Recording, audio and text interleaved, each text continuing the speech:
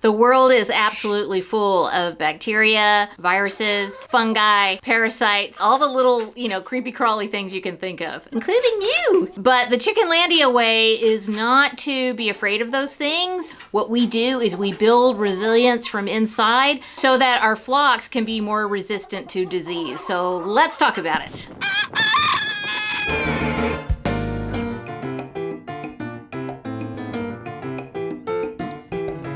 Hello friends, welcome to Chickenlandia. My name is Dahlia. I'm a backyard chicken educator, also known as the president of Chickenlandia. Raising chickens has been the best way for me to find peace and joy in my life, and I want to help you find that too. Yes, I am inside right now. I am in the coop, the very dirty coop, because it is so windy outside that I can't even be out there, and the chickens, they don't even want to be out there.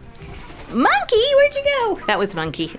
All right, so there's a lot of talk about viruses, about illnesses, not only for us as humans, but for our flocks. And some of it is kind of scary. I would just encourage you to not be scared.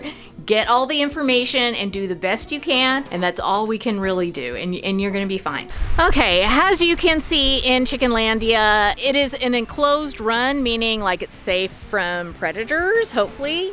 So some predators are really smart. I've got netting over the entire run. Everything is enclosed, but it's not, it is not like fully enclosed from everything in nature. I mean, when my chickens are out in the chicken yard, they are exposed to all the things in the natural world. This is what I can do. These are the circumstances that my flock is in, and I really feel like at a certain level, it is futile to try and just keep your flock away from nature. And actually, it's not natural, and it's not good for them in terms of like building resilience against the things in the natural world. We need gradual exposure to everything, to the outside, to the dirt, to the grass, and chickens need that too. And if they don't get that and they're shielded from it too much, then that can lead to other problems where they just don't have the kind of resilience that they should have. And certainly generation after generation, if chickens are kept from nature and they don't have that exposure, that will affect the overall health of all backyard chickens, which is not a good thing. That being said, I totally understand when people work really hard to keep their flocks really secure from wild birds, from things in the outside world that could cause a problem. I've absorbed a lot of risk in Chickenlandia because I rescue chickens. I've got birds from different states. I've got special needs chickens. I have chickens that are chronically ill, and because of that, I deal with things that a lot of other people don't deal with. But that's just something that I've decided to do, and it works for us.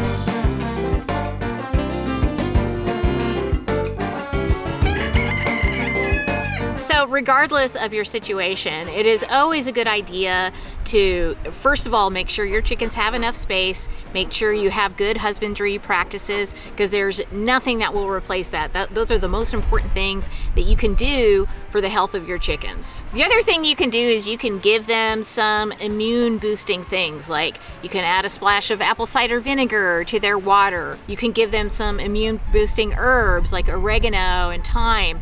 There's a number of things that you can do year round to kind of build their immunity and keep them healthy. And I really encourage you to practice some of those things. Just get into the habit of it, because you will have the best outcomes that way. All right, I have to go back inside because it's too windy out here. So recently I learned how to make this super simple tonic that helps to build immunity and keep their system strong and resilient. This is something that you can make for them, especially during the colder months when there's a lot more chance of disease going around. And you can also give it to your family during cold and flu season. It's like, I didn't know, like I've known about it for a long time, but I didn't know it was this easy to make. It is called fire cider, and yes, you can give it to your chickens. All right, so I am going to show you how to make this stuff. I am telling you, it is so easy. If I can do it, anyone can do it. But in order for me to show you, what do we need to do? You know what we need to do. We are going to travel through time. We're gonna go back to the future. I'm gonna show you how to make this stuff, and then we'll come back to the chicken yard and see how they like it. Monkey, let's go back to the future.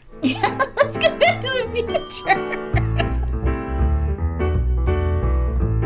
Okay, here I am inside in my kitchen. We're in the future. We're in the future now.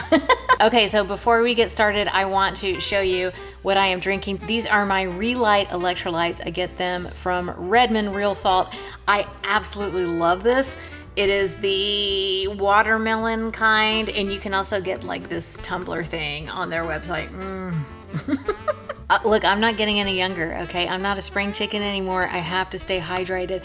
People, stay hydrated. Okay, so first let me show you all the things that you are going to need to make this. We have a medium onion, and I'm gonna chop this up. 2 jalapeno peppers, and these need to be chopped too. 1 lemon, and I washed this, and I'm gonna slice it very thinly. 1 orange, this has also been washed, and I'm gonna slice this one as well. 12 cloves of garlic. I'm going to crush these. 1/2 cup chopped ginger. We have 1/2 cup chopped or grated fresh horseradish. I'm just guesstimating on the 1/2 cup because I don't measure anything. That's just how I am. So I'm gonna chop this one up. A tablespoon of turmeric powder, 2 tablespoons of dried rosemary, 1 tablespoon of dried thyme, and 1/4 tablespoon of cayenne pepper. We have apple cider vinegar, and we have local honey, raw. So you just put however much raw honey you want in it. You're also going to need a mason jar with a lid. You're gonna need a little bit of parchment paper, and then you'll also want a container to put the fire cider in once it's done. Okay, while I get all the ingredients into the jar, because that's what we're gonna do, we're gonna prepare all the ingredients and just put it all into a jar, and then I'll show you what to do next. I'm gonna tell you where I got this recipe from. So I got this recipe from my dear friend Heather Levin. She is the founder of the annual Backyard Chicken Summit. And if you guys haven't heard of this event, it is coming up literally next week. It's a summit with a whole bunch of presentations and information from a whole bunch of different chicken experts, including yours truly. And it is completely free to attend. What I love about the summit is that it's geared towards backyard chicken keepers and not like big factory farms. And also, if you register for the summit, which is free, you can purchase something called the toolkit. And that is a whole bunch of other perks, including a free trial to something called the Chicken Health Academy, which is actually where I got this recipe from. That's the first time I saw it, was in the Chicken Health Academy. It's a private Facebook group, and there's just so much expertise in it. And I'm in there from time to time. Anyway, I wanted to give her credit. I did not create this recipe. I wish I did. This comes from her. And if you can check out the Backyard Chicken Summit, I highly recommend it. I'll leave a link for you in the description. Okay, so I have all my ingredients in here, and I am going to cover this in apple cider vinegar, and you just want to make sure everything is covered. I'm gonna pack it down a little bit more. You wanna make sure everything is covered, and then once I do that, I'm gonna put the parchment paper over it, and then I'm gonna put the lid over it. And the reason for the parchment paper is to keep the apple cider vinegar from touching the metal on the lid. You don't want that.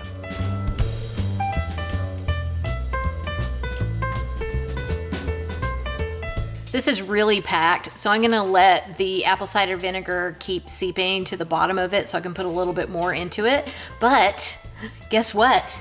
I have a batch that I made before. I made this batch a month ago. So what I did is, once I was done filling this up, I covered it and I put it at room temperature in a dark place in my kitchen and just let it sit for a month. And then once that's done, you will put it into a jar and then it'll be ready for your chicken. So let's do that.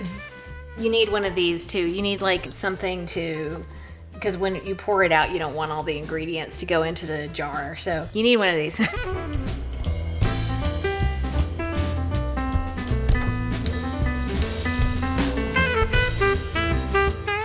It didn't make as much as I wanted it to. I think this next batch, because I knew, I was like, I don't think I'm gonna get as much out of this one. So I think the next batch will have more, but this is good. It smells really good.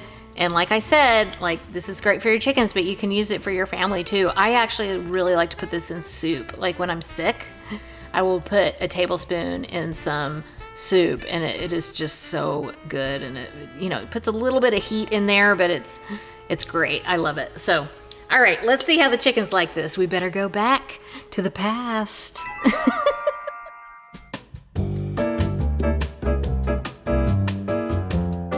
Okay, here we are back in the past. I don't know how it works anymore. I've traveled time too much. And I've got my fire cider, and I am going to put, I think these containers are 3 gallons. So I'm going to put 3 tablespoons in these containers, and we're going to see if my chickens will still drink the water. And I think they will, and I will feel very good about them getting some good stuff in their system. So here goes.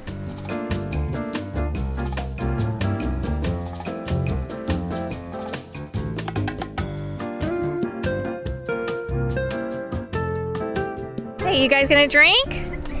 Here you go. Looks like they like it. So you might be thinking, oh, it's got onions in it. Onions are bad for chickens. They would really need to eat a lot of onions for this to be bad for them, okay?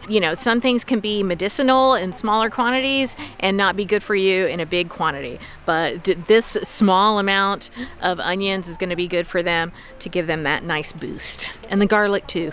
Okay, well, we've got that out of the way. I just really try to do so many things to keep my chickens healthy because I have dealt with chronic illness in my flock before, and it's awful. And if there's anything that I can do to help other people to avoid that, I do want to put that information out there. In fact, I have a whole playlist about the time my chickens got really sick and I had some losses. That was a really hard time. It was a couple of years ago. My chickens got something called coccidiosis, and it was tough.